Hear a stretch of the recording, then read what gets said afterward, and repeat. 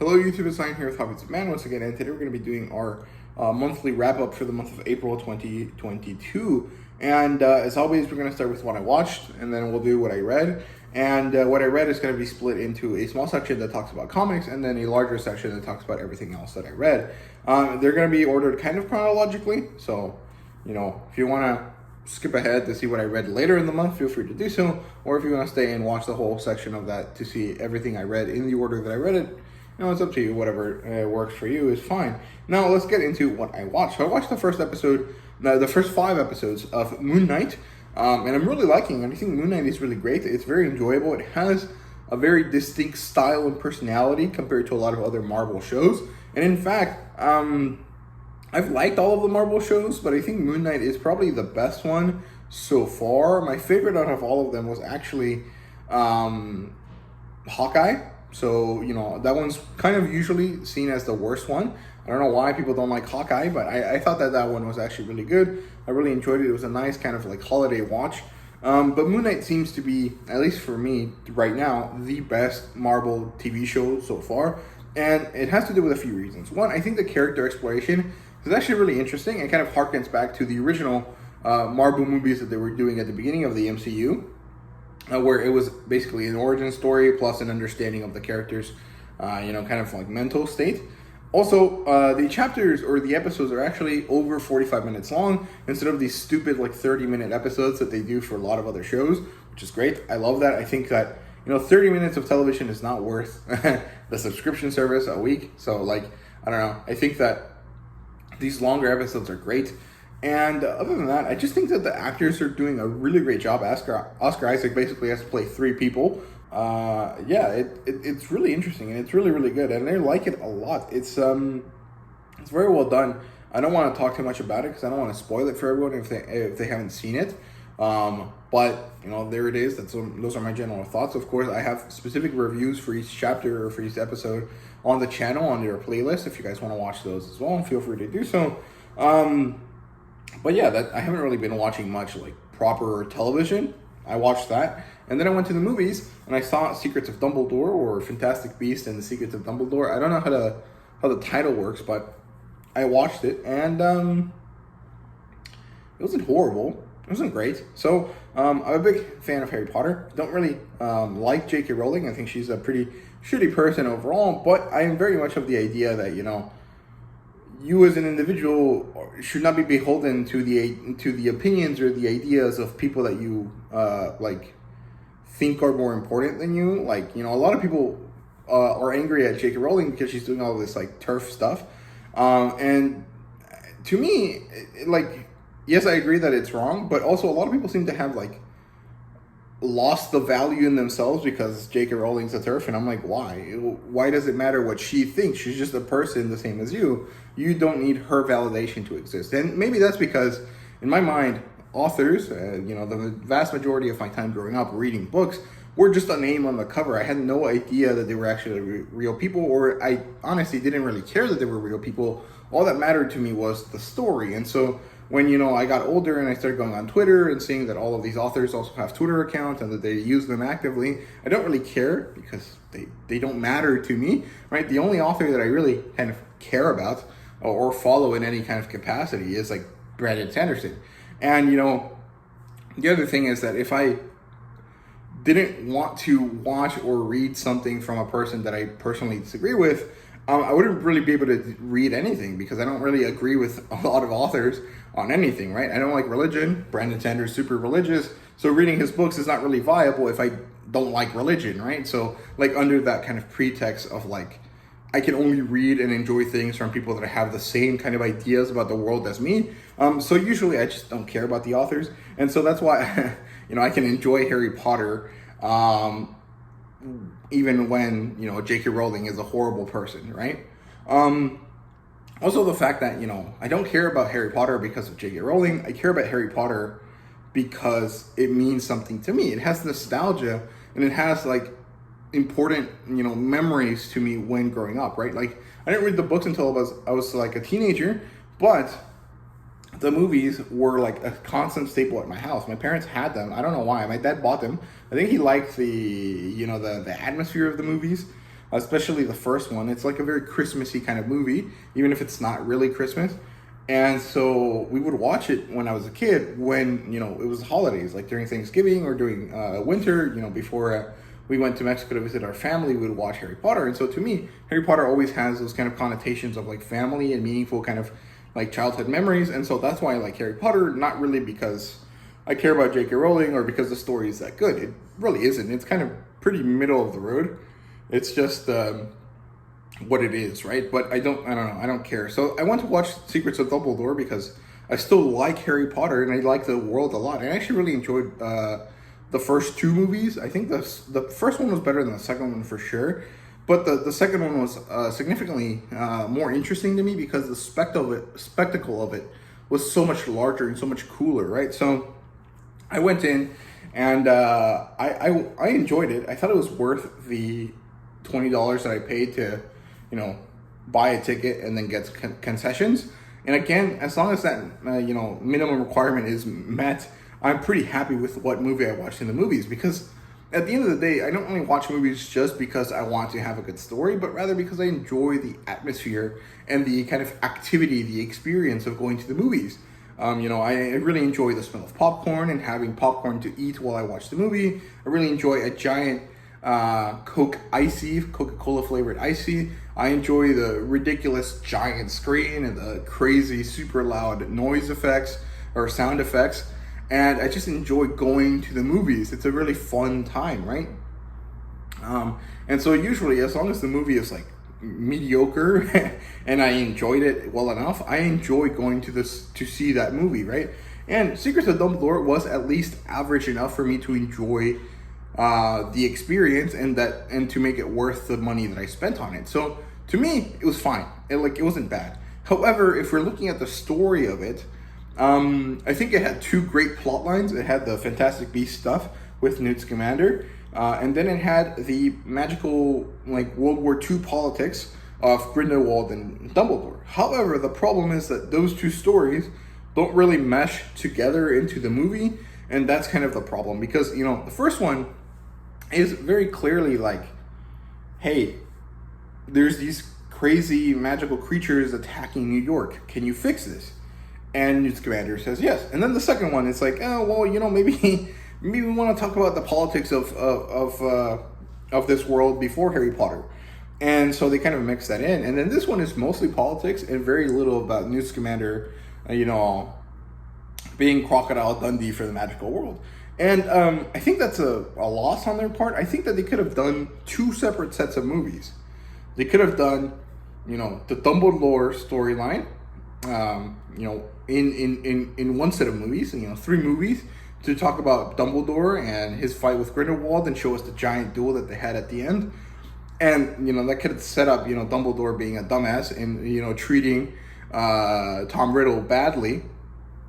That then led into Harry Potter, and then they could have had the separate Newt Scamander stuff by itself, and they could have just had 5 movies of Newt Scamander going around the world, going to a different place, and in each place finding some magical animals and having to deal with them, and that would have been really cool.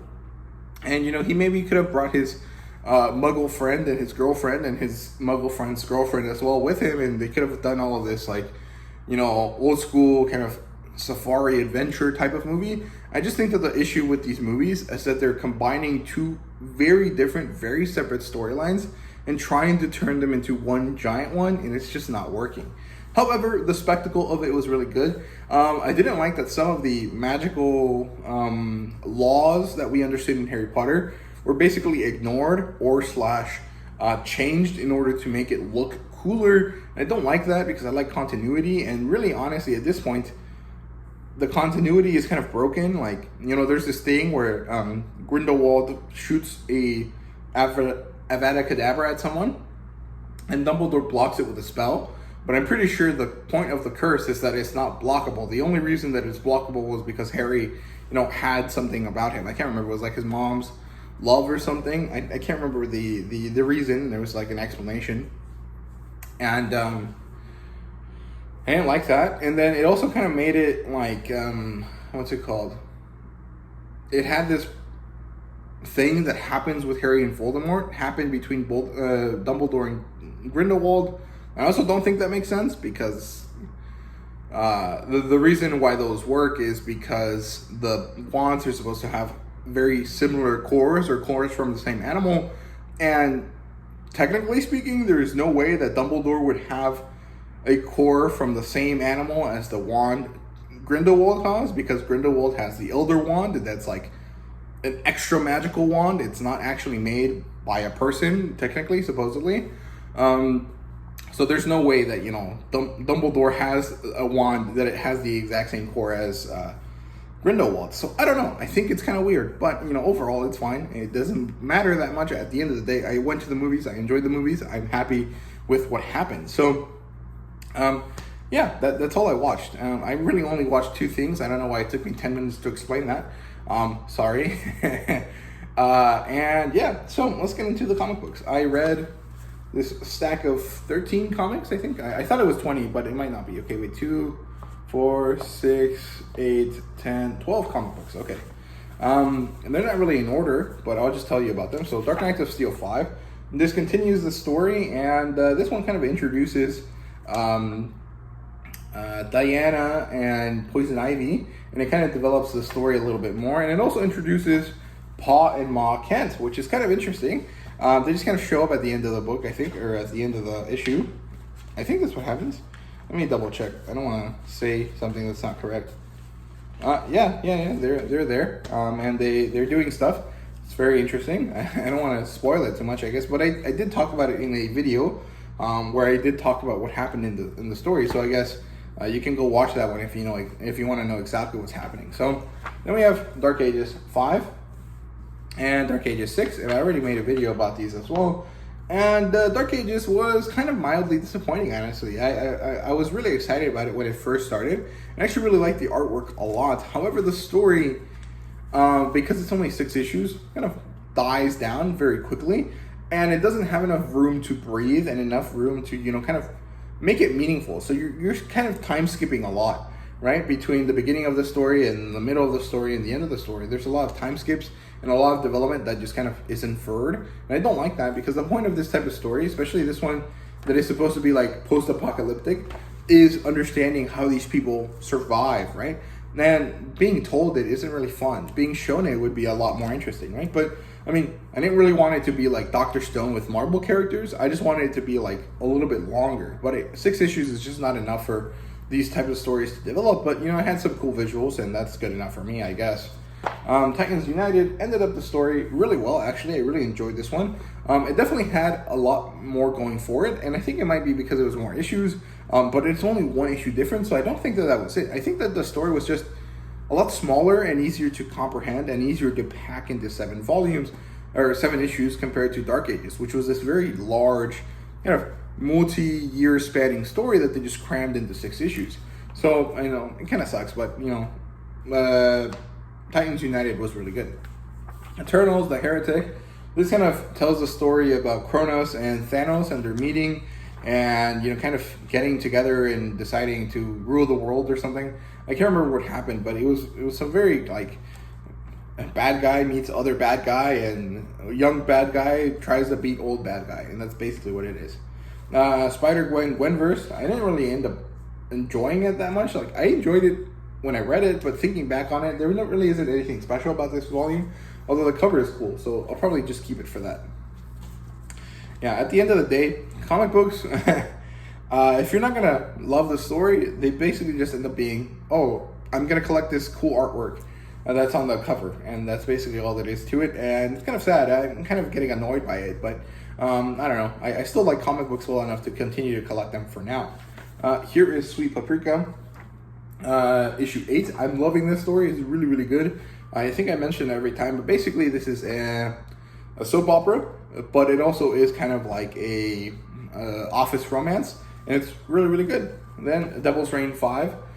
This is the second to last volume. This one's actually pretty interesting. It's basically like all of the New York superheroes have to fight Wilson Fisk, who happens to be the president or the mayor or something. I can't remember, but it's working out pretty well. The story is small enough that it makes sense within the time frame.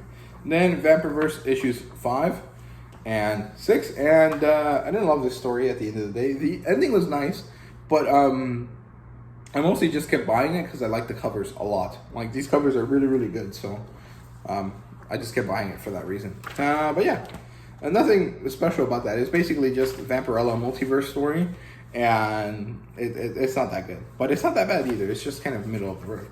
Then Moon Knight 9 continues to be really enjoyable, but it is not like the greatest thing ever. It's just kind of pretty good, and you know, I enjoy it, so I'm gonna keep collecting it. Sheena is also really good. I think I'm noticing a pattern here. I really like the indie stuff. I don't love the mainline kind of stuff all that much. Sheena is this jungle girl, and in these stories, she kind of gets put into this giant nature reserve that's actually kind of more like a giant hunting ground for exotic species.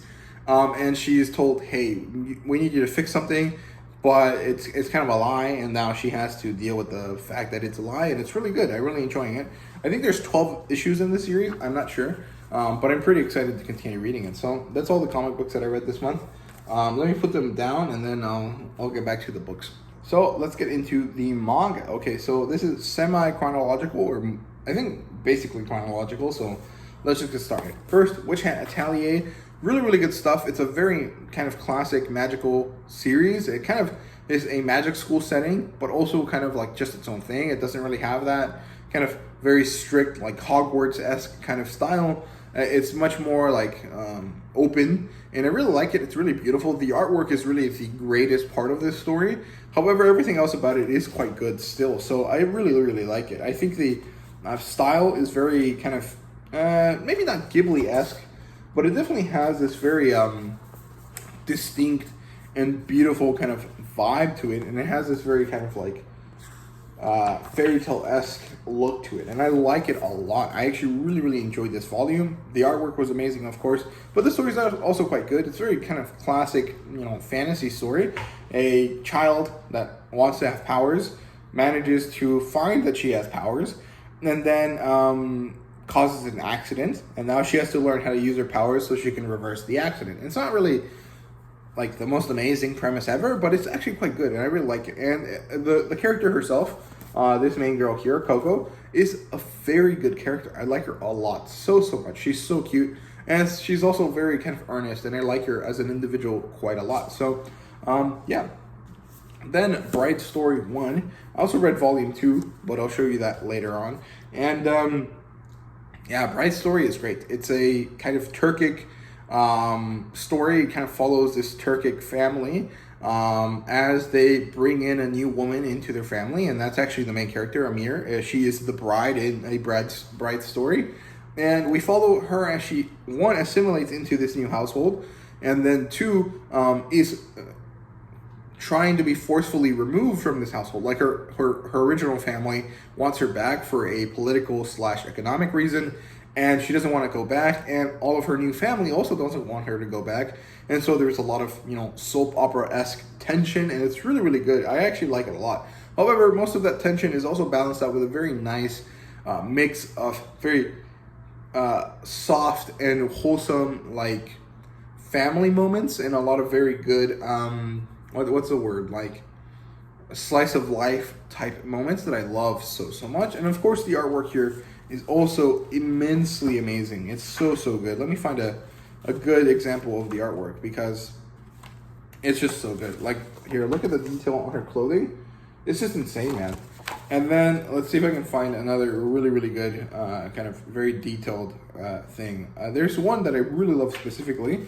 Well, there's this one, which is kind of close to the one I want to show you guys, but I don't know where it is. Let me see if I can find it. It's almost here. There you go. This is the best bit of art in the whole thing. It's just a rod with some very nice carvings on it, but it's just so good, man. It just looks great and amazing, and it's just a really good art style here. Kaori Mori is really great. I really want to get those Emma volumes that she has, but I'm pretty sure they're out of print right now, although I think HBO Manga asked them if they were ever going to reprint them, and they said that they would soon, so maybe I'll pick one up. But I don't know, man. I know they're expensive, but I really want to get more Kaori Mori manga. So, yeah. Then Kengan Ashura Volume 1. This is the Spanish edition from me. But yeah, I have Volume 2 coming in the mail here soon. And yeah, this is a fighting manga. It kind of deals with this alternate history of the world where in the Edo period, a young shogun decided that the best way to handle economic issues was through violence. And the way that they organized this was into these Kengan battles, these Kengan matches, where a businessman would have a champion, a warrior, fight against the champion or warrior of another businessman in order to find out who wins and who gets to be the person to carry out this economic this economic endeavor, right? So it's really cool. I actually really like it. I think that the way that they tied it into the history of Japan is really interesting. And it's actually the best part of the book, in my opinion. However, the fights are really good. They're very crisp and clean and very well done. I like it a lot. And it's really good. I really can't wait for Volume 2. Then I read Quintessential Quintuplets, Volume 1. This is actually surprising. I didn't expect it to be the way it is. I thought it was just going to be We Never Learned, but with quintuplets instead of 3 different girls. And I guess it kind of is that, but also there's a lot more to it here that is very interesting. The art style is great. And the funniest part was actually that the girls just really don't want to study. And the way they go about stopping him from making them study is kind of insane. And it's a lot. And I was kind of curious, but I really liked it. So I definitely want to pick up more of it. So I'll definitely get around to it at some point. Then Gunbird Sisters. This is a crazy, very lesbian, kind of like ridiculous series. So it's basically this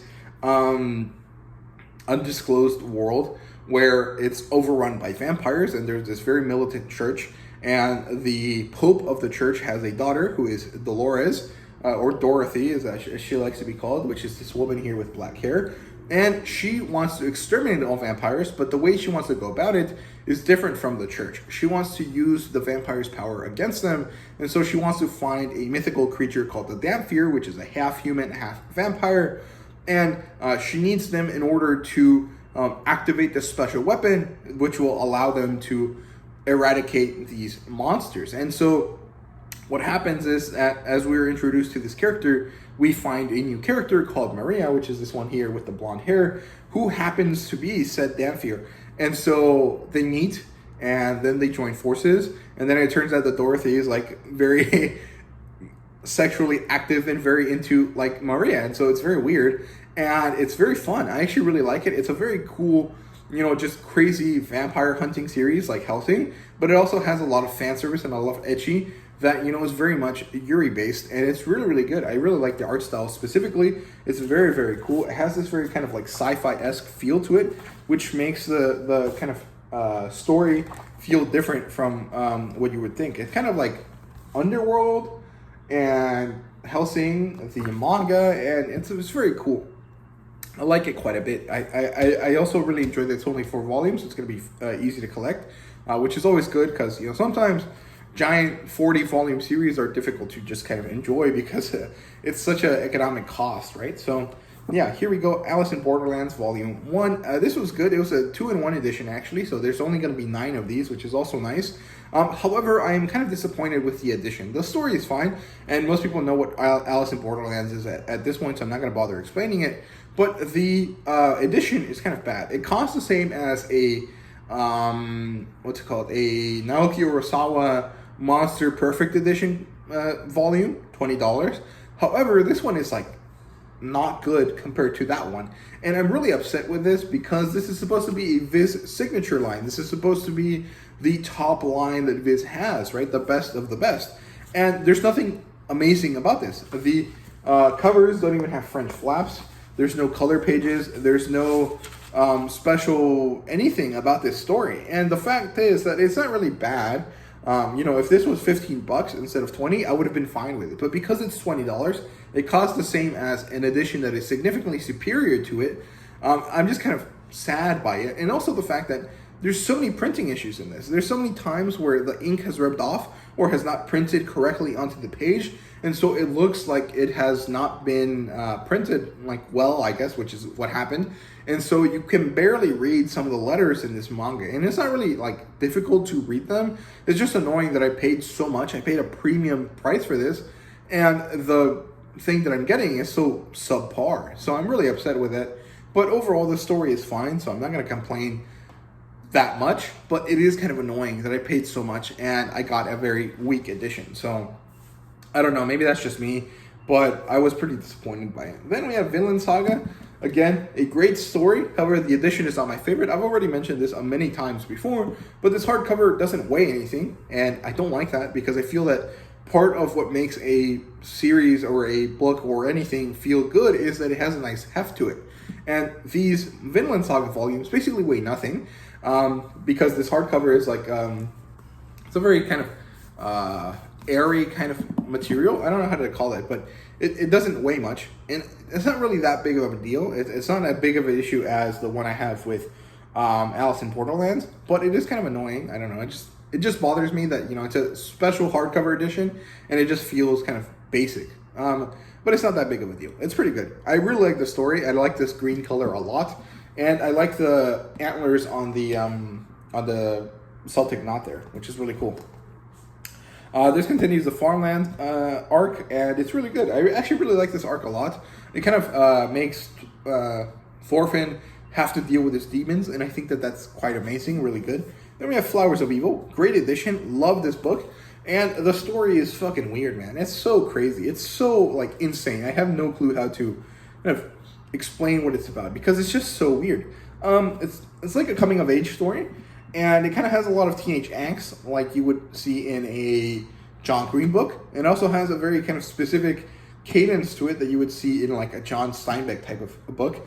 And in my mind, this is basically John Steinbeck wrote Looking for Alaska, and it's not really true. That's not exactly what it is, but it just kind of has that feel for me, and I don't know why, and now I can't get it out of my head, and so that's kind of what I feel about it. But it's basically this boy, this girl, and this other girl, and the boy and the first girl have a secret blackmailing kind of relationship with each other because the girl saw him steal her, the other girl's gym clothes, and then the boy likes the other girl, and so he wants to be in a relationship with her, but the first girl is upset about this for reasons we don't know why. And so at the end, it's like a choice.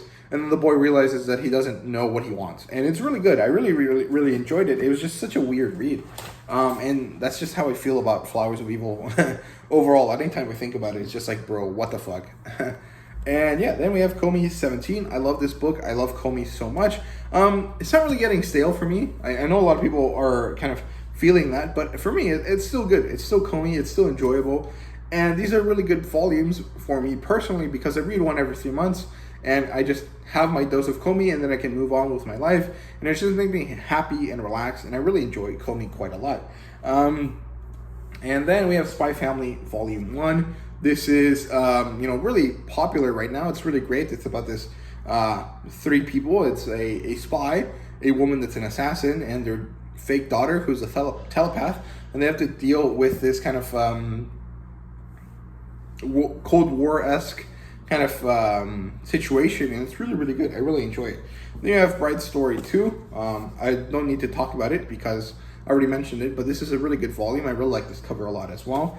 Then I read some digital manga. I read Sakamoto Days, Volume 1, which is pretty good. I mean, to me, the action is a little too confusing, and so that makes it less enjoyable. But the story was enjoyable enough. I'm definitely not going to buy this physically. I think I'm going to definitely stay with the digital versions of it for sure.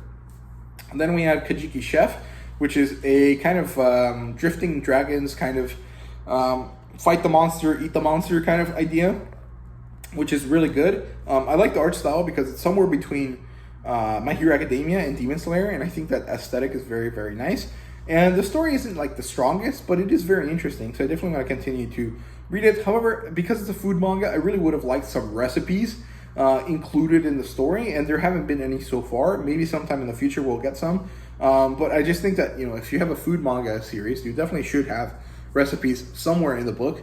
And maybe it's going to be like a physical release thing, but these books are never going to get physically released in English because they're just Manga Plus app releases. So I don't know. Then I read Golden Kamuy Volume 1, which was great. I really enjoyed Golden Kamuy. And a lot of people say it's a battle shonen, and well, it's a seinen, but it's like battle shonen plus history plus food, and I haven't seen the food aspect of it yet. However, I did really enjoy the other two aspects, and I thought it was really great. The story is really interesting. It's a frontier story set in Japan, in Hokkaido, and because it's a frontier story, it basically deals with people wanting gold and money, and so they have to go on this like adventure across Hokkaido in order to find it, and it's really, really interesting. Then I read Isekai Nobu, Volume 1. Really good story. This is also kind of a foodie manga, but it's more of a like just the experience of going to a restaurant to eat food as opposed to cooking your own food, and so it's a little bit different, but I really like it a lot. It's really nice. Then we have White Notes, or Snow White Notes, which is a kind of a drama music series. I liked it. I don't think it's my favorite, but I have 2 more volumes of it, so I'm definitely going to read those. And since they're digital, I don't really have an urge to buy more of them, so that's fine with me. Then I read Great Yaki Will Not Be Defeated Volume 2. Still not convinced by the series. I'm going to give you 1 more volume, and I'm just not going to get rid of these right now, mostly because they only come out once every 6 months, and so there's no point in me rushing to decide right this second, because it's going to be a long time before it really matters, right? And then I read Oshinoko, the first 4 chapters.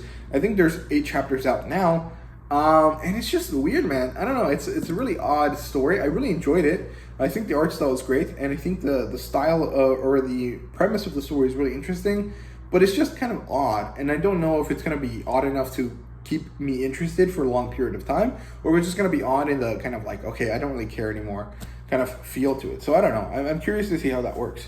Then I read Die Well Gelder, or Der Well Gelder, which is a Blade of the Immortal. The Blade of the Immortal creator created this manga as well, and it's basically just femme fatale galore, and it deals with these women and these Yakuza guys who are trying to fight against this other organization, which is a bunch of German scientists who are trying to gather genetic material of a certain group of people in order to do something. We don't know what it is, and honestly, I don't even know if we're ever going to know what it is, but it's really weird, it's really crazy, and the art style is great, and there's a lot of, hot, badass chicks. So, if you like stuff like that, like Kill Bill, or, old pulp kind of fiction kind of stuff, you'll definitely enjoy Die Well Gelder.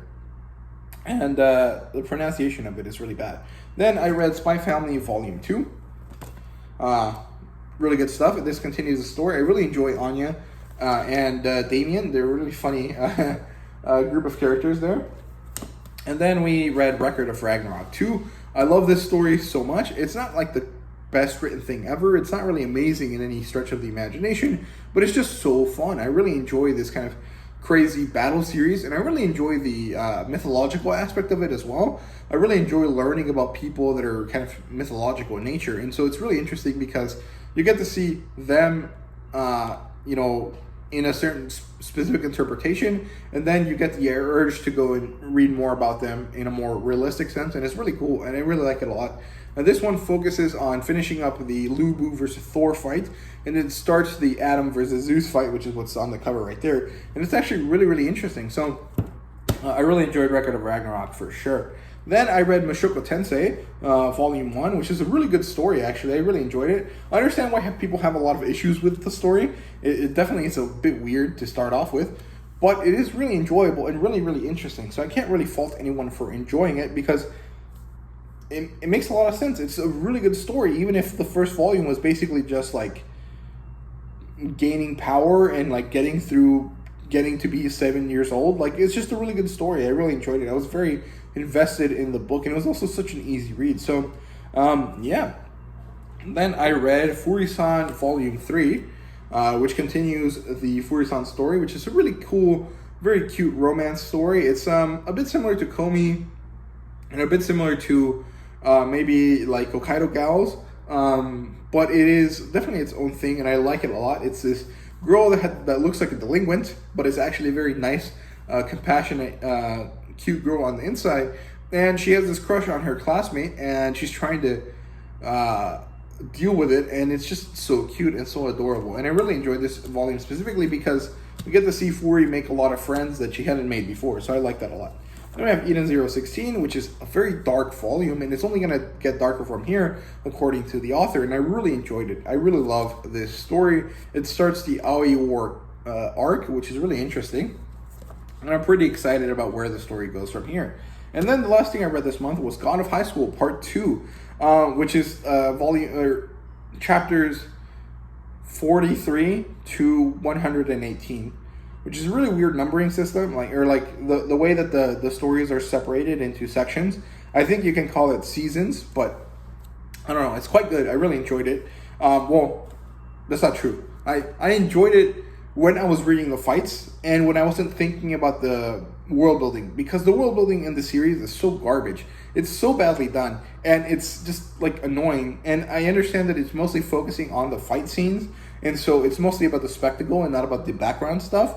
But the background stuff is really important because these people have superpowers now, and you have to explain how these superpowers work and why they work and how they affect each other. And most of that is kind of just left for you to infer, and I don't love that because it's kind of annoying. However, I still did enjoy reading it, so I can't really complain, but it wasn't like very great. And I really think I enjoyed the first part better than the second part, but I'm not sure. Definitely check out the review when I release it to get all of the thoughts that I have, because I don't really want to spend 40 minutes talking about it. So yeah, that's all I read this month. I hope you guys enjoyed the video. As you guys can see, I didn't finish or even start reading Shadow Rising or Saga of Tanya the Evil, which is so horrible. I feel so bad because I definitely have been wanting to read those for months now, and I just haven't done it. But probably next month when I don't have school, I'll definitely read more. So here we go.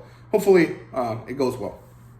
And yeah, that's all I have for you guys today. I hope you guys enjoyed the video. If you did, please leave a like, subscribe, and comment down below. Let me know what you thought. And thank you guys very much for watching. Please let me know what you guys have been reading this month. And yeah, I hope you guys enjoyed it, and see you guys later.